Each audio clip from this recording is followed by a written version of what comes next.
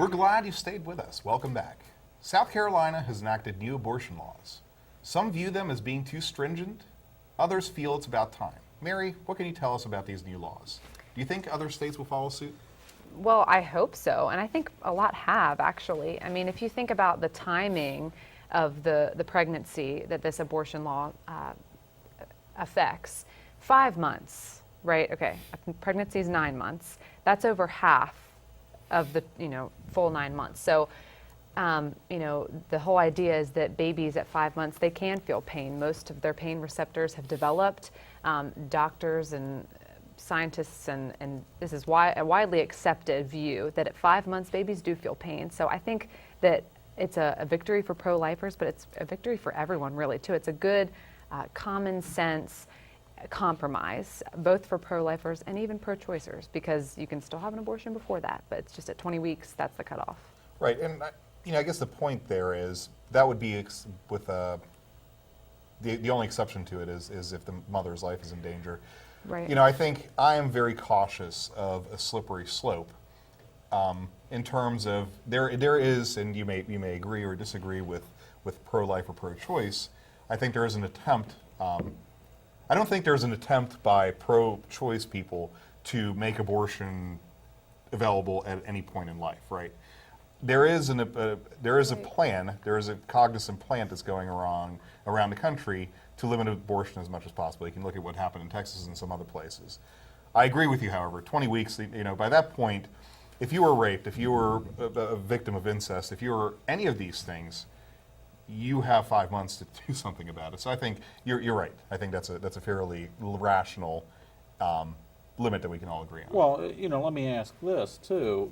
At what point does a premature birth actually have a survival chance? Right, what's the does viability? Does a 5-month-old have a chance of living? Well, there I is- believe Yes. so. Well, yeah, Absolutely. it's very slim. So It's very slim. very slim, but it does have a chance. But the most So- recent one that I could find was 21 weeks. So Okay. we're right at that 20 to 21 week mark. But it's not just the viability, it's pain capable, Right. which is what Right. it's not simply that, can they survive outside of the womb, but it's also, okay, are we really Yeah. causing this baby harm? Well, and my point though too is, if the baby can, if there is a chance the baby can survive outside the womb, then I think it's a little bit late for an abortion. Well, and the other thing is the method by which the abortion is done at that point. And I don't know where this switches over at what week, but we looked at what the process was at different points. And I got to tell you, it is, in my opinion, barbaric. They essentially, at some point, go in and inject something into the baby that kills it, The brain.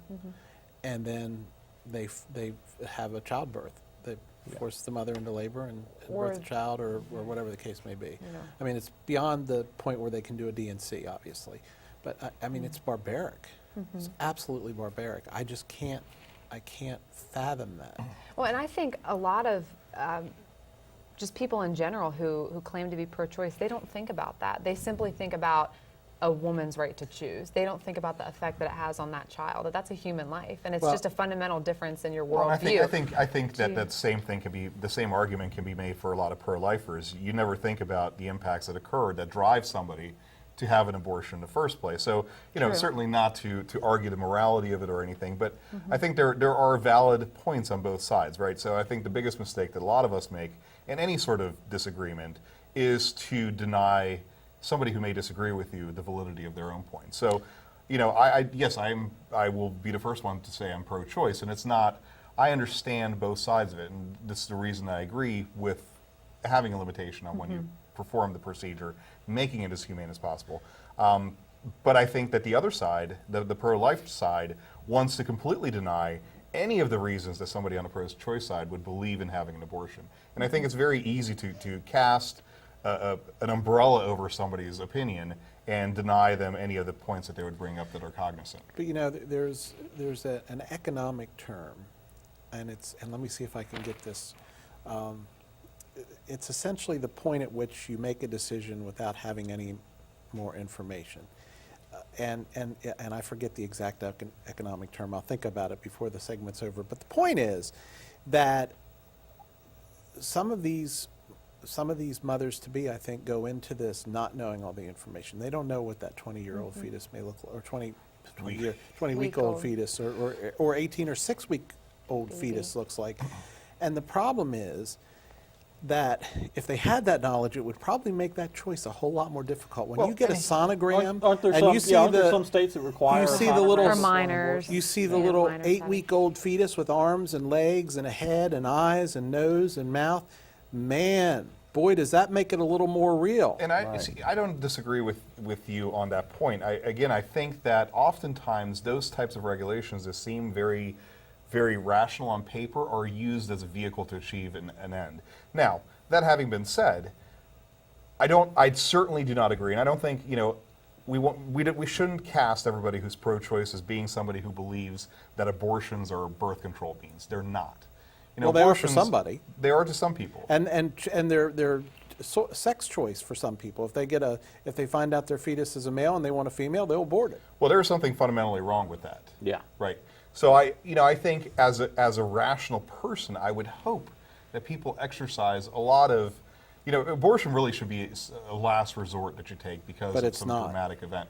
I'm not saying it is. What I'm saying, however, is you shouldn't pigeonhole somebody who just believes that that is a fundamental right as being somebody who believes that those things, that it should be a means of birth control, that it should be a free-for-all for anybody to do. So go ahead, please. I was Mary. just going to ask, so about the $10,000 fines and jail time for offending doctors, so is that something that you think is, justified then? Well, if it's a law, there has to be a punishment for breaking it. Right. So, would I think that fining to mothers would accomplish anything? No, because you're then you're going back to exactly what was happening before Roe versus Wade, at which point you're putting mothers at more risk. But doctors have to abide by the regulations in the state that they practice, otherwise they stand to lose their medical license. So, and actually, to be honest, in terms of a doctor, that would be a worse punishment anyway than $10,000 fine. Here's my point. I have, and I hear what you're saying, and I am at some level pro-choice. I know firsthand that it's not a choice I could make because I was faced with it. We had our youngest daughter was theoretically going to have all kinds of crazy stuff when she was born. So it wasn't a matter of choice of birth control. It was, is this fetus even viable outside of the womb? And I got to tell you, it wasn't a choice I could make. Right. But having said that, I also did a lot of studying, and I think that I agree with you. I don't hold others' opinions against them so long as they have an adequate amount of information before they make the decision. And it's called point of rational ignorance, is that economic term. At what point do you have enough information to make the decision? And on either side, I think we miss that in a lot of cases. Right. Absolutely. And regardless of why a woman makes that decision, it is a traumatic experience, and that's something that we need to focus on. That's why we need to focus on treatment. Just like you would treat someone who, went to jail for a heroin overdose or something. Throwing them in jail and punishing the person who did that is not going to help them. No. Heal from that experience. It's focusing on counseling and treatment. That experience has ruined many a woman's life. Absolutely. And I think you bring up a very, very good point. All Well, right. Up next, it's Fast 5, 4 panelists, 5 topics, and 6 minutes. Stay with us here on The Flipside.